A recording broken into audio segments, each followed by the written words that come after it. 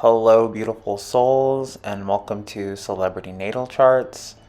Today, we're going to be looking at the natal chart of David Robert Jones, born January 8th, 1947, known by his stage name as David Bowie. English musician, singer-songwriter, record producer, actor, and arranger. Bowie has been a major figure in the world of popular music for over 4 decades and is renowned as an innovator, particularly for his work in the 1970s. In 2004, Rolling Stone ranked him 39th on their list of 100 greatest artists of all time and 23rd on their list of best singers of all time. I mean, best singer, like, I don't know.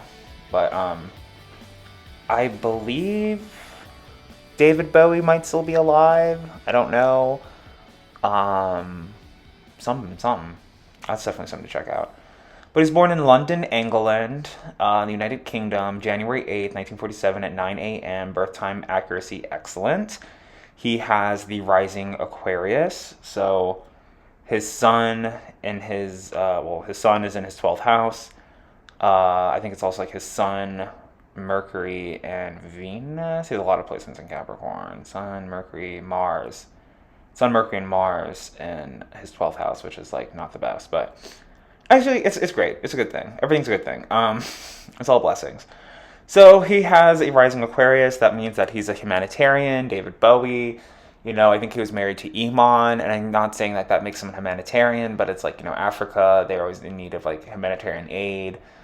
Kind of gives me like like Aquarius is very Bono, like everything has like a philanthropic tie-in or kickback or whatever in it, and that's sort of who he is.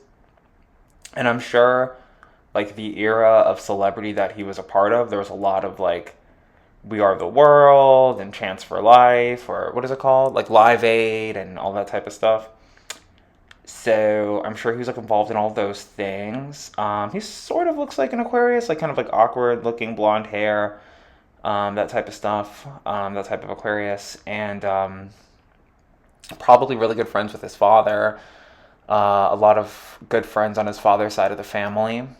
His second house is in Pisces, meaning that his cash cow or his coin purse or his like biggest resource is his attachment to like God and spirituality. Which I don't know. I think I've only really listened to like maybe like three David, but the only one that comes to mind is Let's Dance, I guess. But maybe there's like two or three other ones that I know of.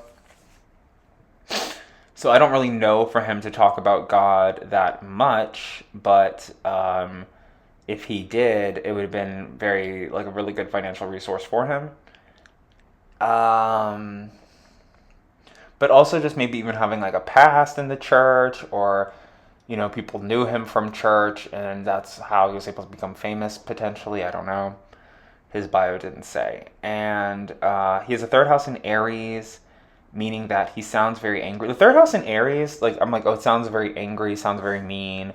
Like I have Mercury in Aries, so I'm like, oh, don't get in my way. Like, like it's very New Yorker, like, hey, I'm walking here. But also him having a third house in Aries and being from London, England, it's like it's probably just talking about him having an English accent. And that's a thing. And it's not really like a trial or good thing or bad thing. It's just something that's sort of happening in his life. And he's from England and he has an English accent. And he sounds like a European because he has third house in Aries. Whereas like, someone might have a third house in Taurus and they might have like Italian accent or Italian heritage or like Iranian or Turkish or something.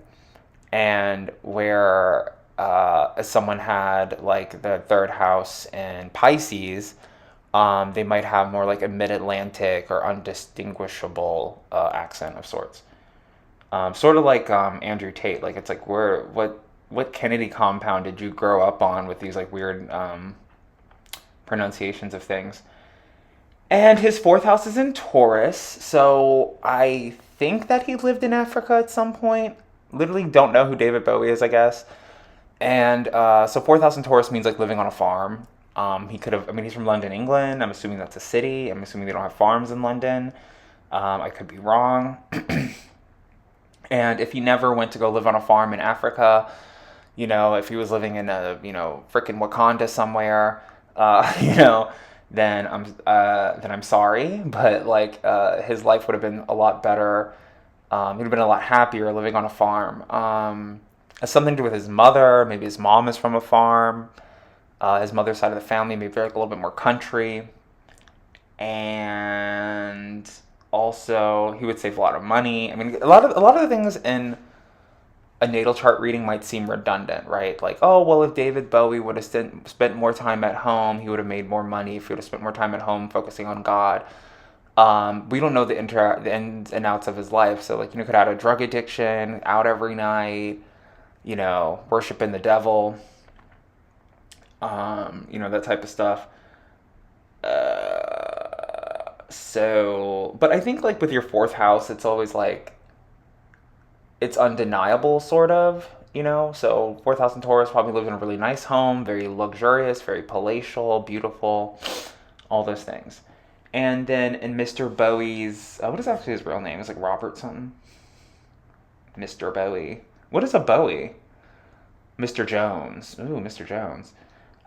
So in his fifth house of Gemini, where he has his North Node and Neptune.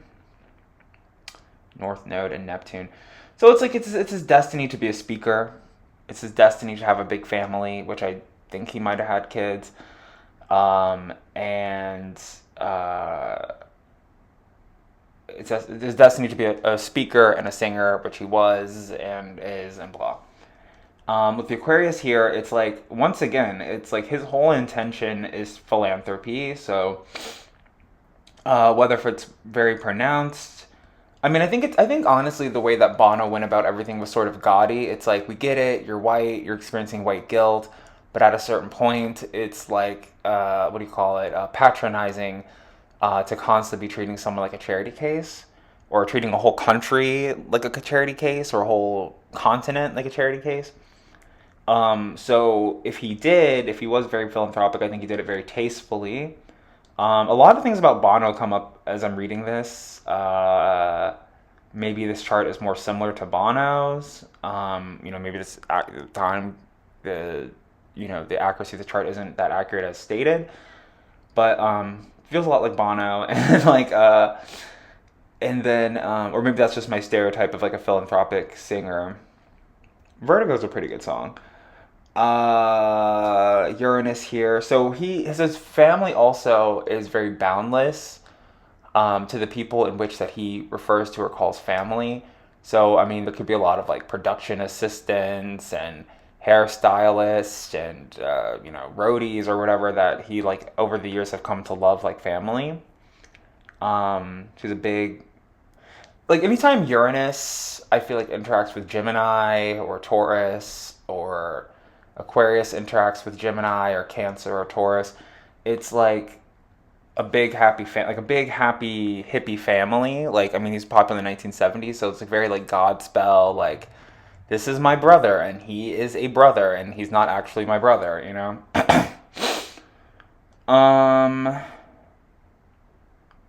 his sixth house. So also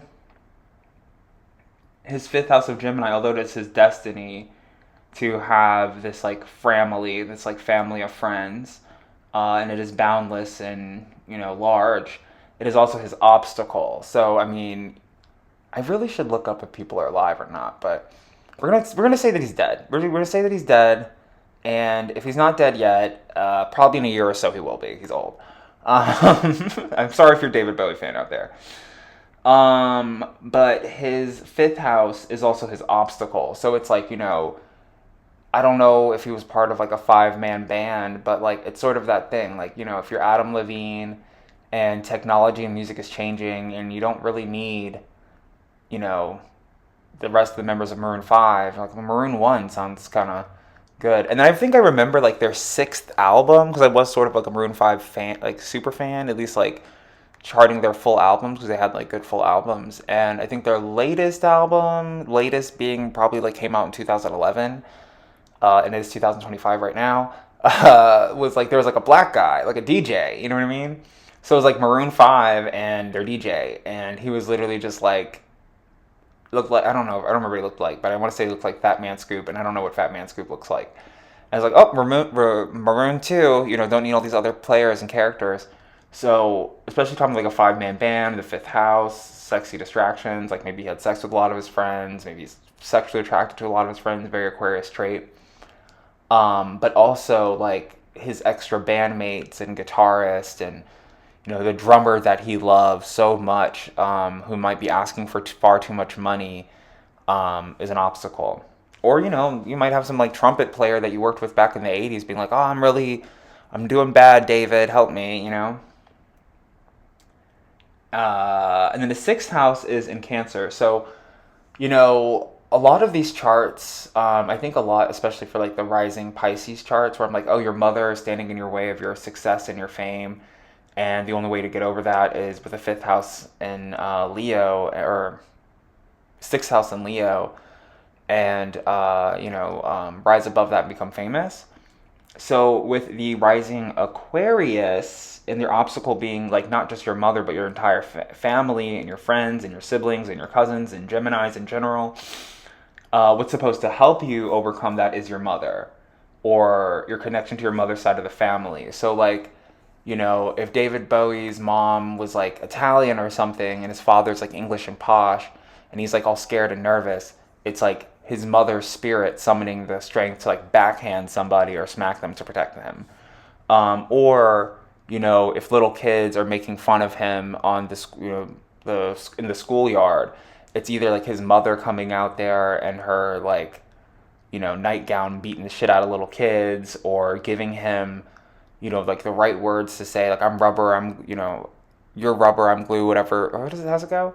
I'm rubber, you're glue, whatever you say bounces off of me and sticks to you. Like stuff like that. Like she gave him nursery rhymes to help protect him, or prayers, or whatever, to overcome like the demons and obstacles that are presented to him by his family. Or she just gave him a lot of confidence, or whatever that might be about. And that's what I see there. And his moon sign is in Leo. His moon, his Saturn, and Pluto are all in Leo, but very close to Cancer. And so this says to me that like his emotions make him very attractive. So like I said, huge David Bowie fan, because all smart people are David Bowie fans. Like, he's the best singer apparently, like 39th in the world. So it says that like from him being sad or emotional makes him more attractive, but it's also a limitation, and like the cause of his death, or like it will like the Pluto can be your actual physical death, like departing and transitioning to the next state of being and the next dimension and all those things. It also talks about like ego death, and like going from dressing like a jock to being goth or whatever. So what makes him the most attractive is being sad, having limitations, and being able to pivot his style and fashion choices. But then him being more attractive, so like that's the cool thing too, like him being a sun Capricorn and a rising Aquarius. Capricorns tend to be the sign of limitations and blockages and things like that.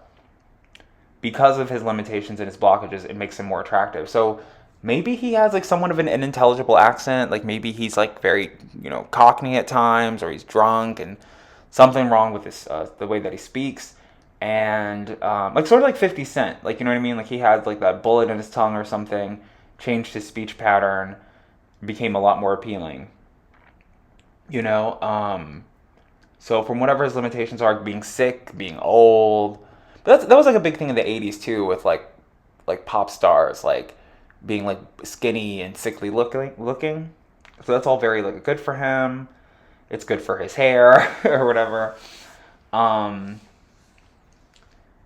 I guess like technically not knowing Iman's sign, somebody with a lot of Leo would make a really good like life partner for him, or just someone that would bring a lot of challenges and stimulate a lot of growth within his life or within his hair. And I don't know, Iman sign. She seems like a fire sign. She seems like a Sagittarius, but she could be a Leo. You never know. And his eighth house of occultism, spirituality, magic, sex, death, and taxes. He has Virgo there. So there's things about him that are very virginal, maybe even somewhat like asexual. I would say his music, from the one song that I know and remember, wasn't very like sexy. Like it wasn't very like, it's not like Christina Milian or Little Kim, or he's not like, maybe an innuendo, but he's not like gratuitous, which I guess is good. Something he wanted to be. And then in his ninth house, so the ninth house, so whatever the difference between love and marriage is, it's the ninth house and the seventh house. Because the seventh house to me talks more about love, and the ninth house talks to me about like, like some girl that you used to send messages to during when you were away in college, when you were in a long distance relationship, or somebody who you dated for like off and on for like 9 or 10 years, where there's a lot of longevity in that relationship. May not be the best relationship, may not be the most prosperous relationship, but it persists, where he has Libra and Neptune. And my stereotype about Neptune in this whole chart reading series has been like, that is the tuning fork that gets you onto television.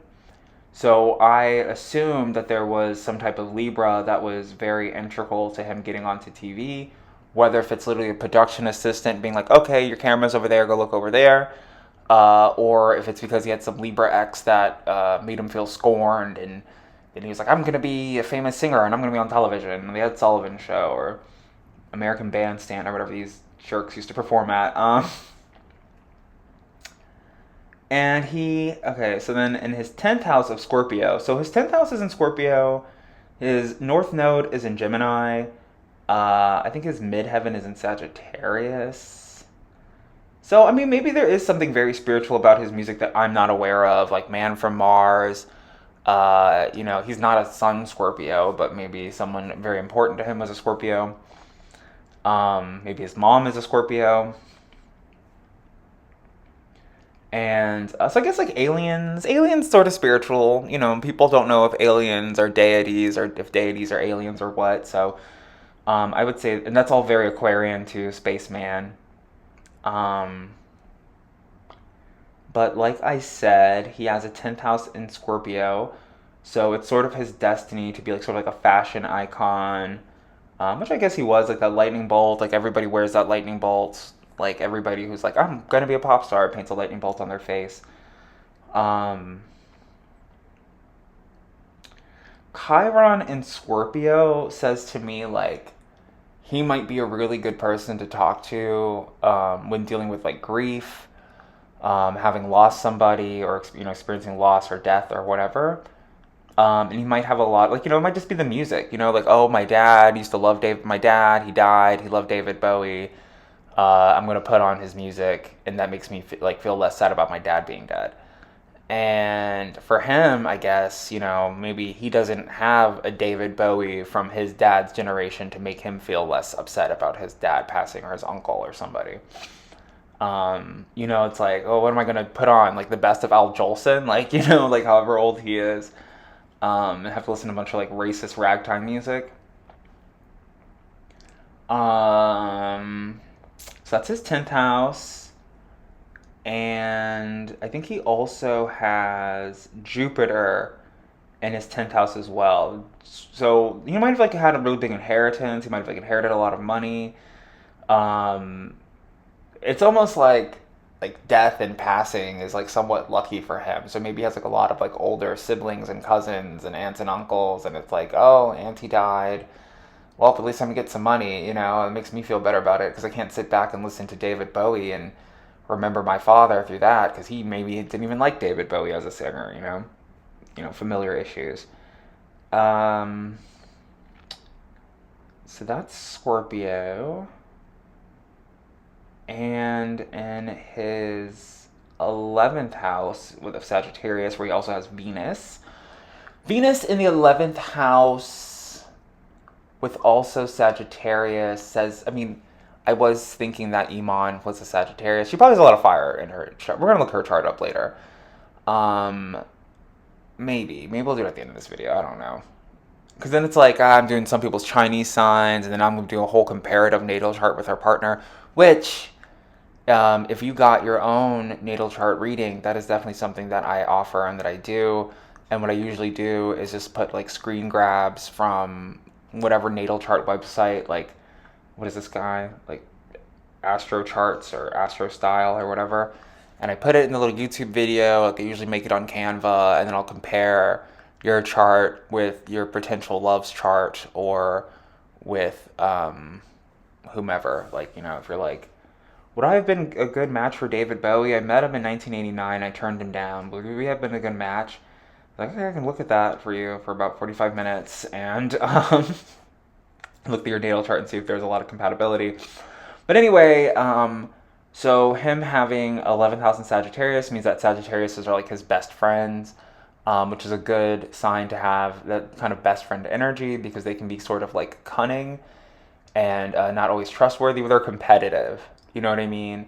So it's like if I have a Sagittarius friend, like me, Sagittarius, and David Bowie are all best friends, and we're at the Grammys, and like he has like a stain on his blazer or something. A typical Sagittarius would be like, oh, yep, go up there with your dirty blazer, I don't care. Where it's like having a Sagittarius best, almost like a pageant girl, you know, like being in a beauty pageant, and like having a Sagittarius best friend is like, oh, David, like Mr. Jones, Mr. Bowie, like you have like some schmutz all over your blazer. Here, wear mine, take that off. Like, you know, they help him, which is good, and they help him be more attractive with that Venus placement there. So it's like I said, with like clothes and fashion and probably makeup too. And then I don't know why I had to be at the Grammys with them, but I just wanted to put myself in the story, I guess. And I'd be like, no, you look fine. No one can see it. Just go up there, win your Grammy. Um, I don't know. And then, but also like the 11th house is the house of what I call like the house of vibration. So it's like, you know, if you're playing the whole like drunk guessing game of like, what's his sign? You know, what's his sign? What's her sign? You know, meeting David Bowie, even though he has a lot of planets in Capricorn, you might assume that he was an Aquarius because of his philanthropic efforts, and you might assume that he is a Sagittarius because he's such a dynamic star. Like whenever I think of like classic rock superstar, I think of Sagittarius. I only have like two examples, like Jim Morrison and Jimi Hendrix. I think Janis Joplin might also be a Sagittarius. I don't know, but when I think of like that, like you know, Woodstock type era, I think of like Sagittarian deities. So he might be very close to. I think even people like if you're organizing music in a record store, it's like David Bowie isn't really the same era as the Beatles and Jimi Hendrix and Jim Morrison, but he's like next, you know, like you would put it like maybe next to each other, like 3 rows down. I mean, if you can find a record store or a CD store. And then his 12th house of Capricorn says to me that like everything about himself like makes him miserable. So, you know, maybe he wishes he was African, maybe he wishes he was black, maybe he wishes he was taller or shorter, or, you know, good at basketball or something like that. But there's a lot of things about himself that make him miserable. It could be like the way that he looks. It's like his soul, like his son, like at his core, like he's like a miserable person.